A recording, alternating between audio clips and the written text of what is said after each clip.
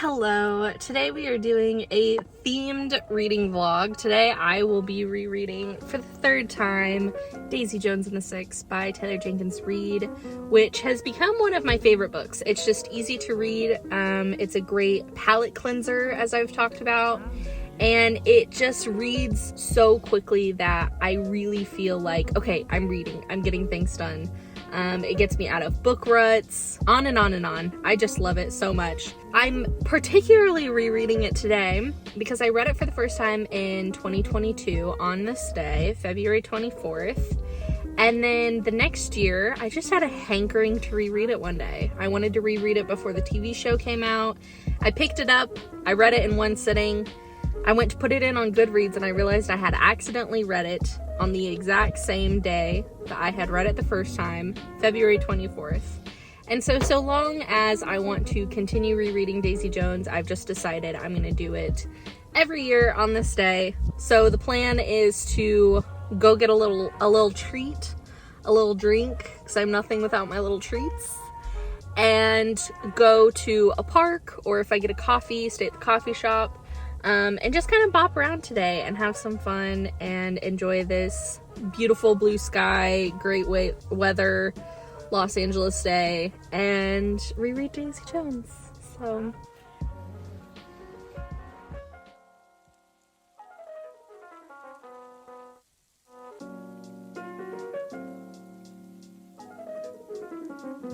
okay, I'm trying a new coffee place for today. It's called the San Fernando Station. It was in a really cute little, like old trolley. I've never been here before, but they had raspberry cold foam, and I am a sucker for anything raspberry and like coffees and teas and stuff.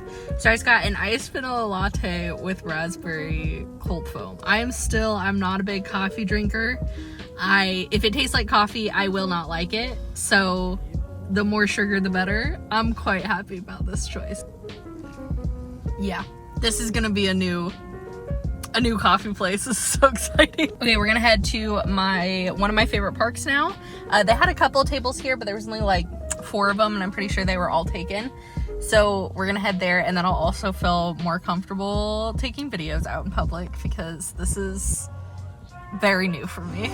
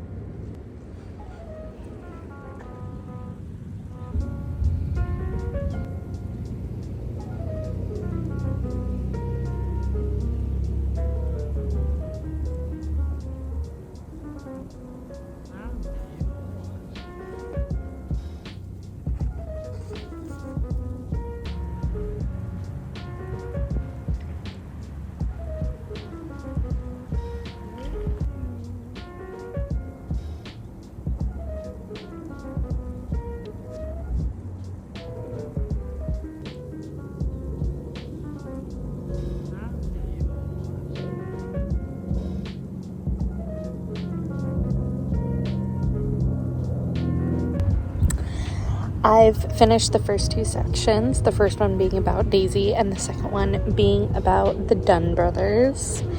And I just love this book so much. I think because it's interview style, which doesn't always work for me, but totally does in this one.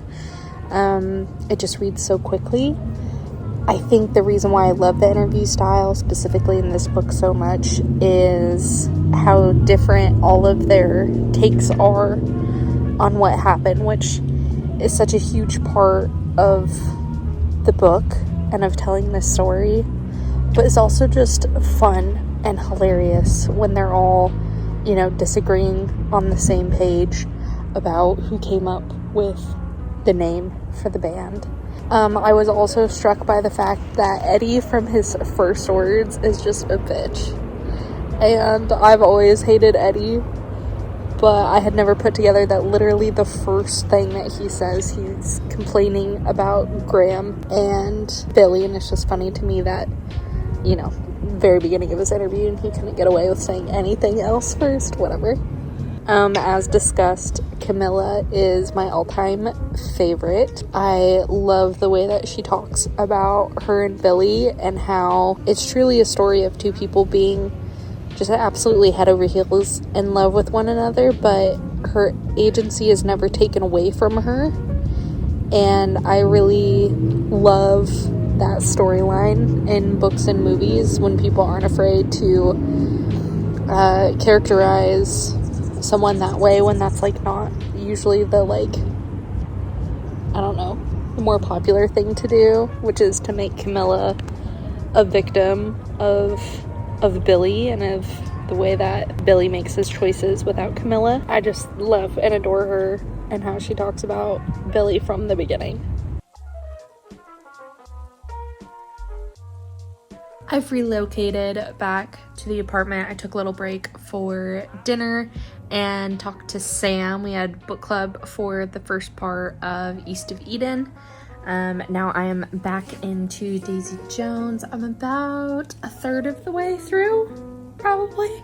About 130 pages. I've just gotten past Daisy and Billy meeting for the first time and the recording of Honeycomb and the very beginning of their tour together. What has struck me a lot in the last couple of chapters is the fact that Eddie, who we know that I hate,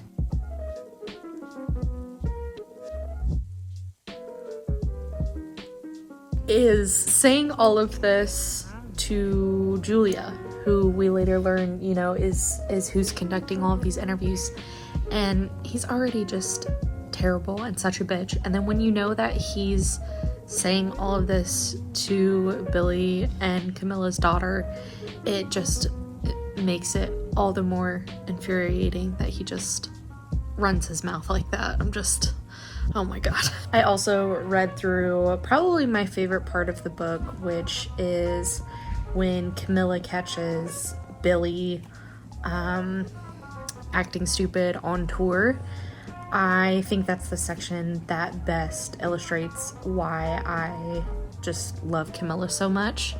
The fact that she had so much faith, not just in Billy turning himself around, but that there's so much of her narration that's like she was taking matters into her own hands. She couldn't let him ruin the life that they had planned for themselves, and I just love the way that she talks in that whole section of the book. I'm listening to Daisy Jones on vinyl. God, I wish so bad that the cast of the TV show had ended up doing a live concert. I just would do anything to get to go to one of their shows.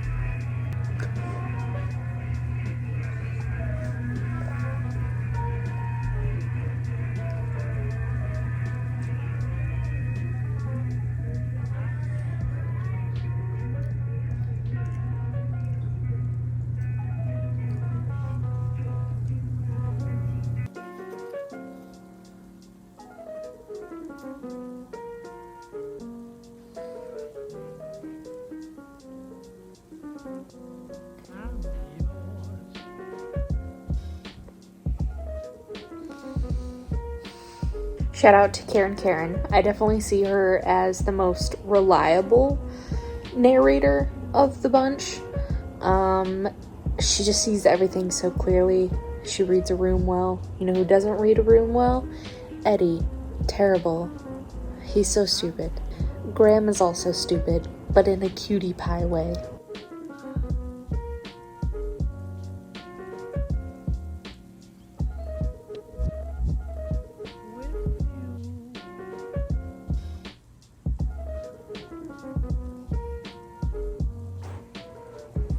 I finished.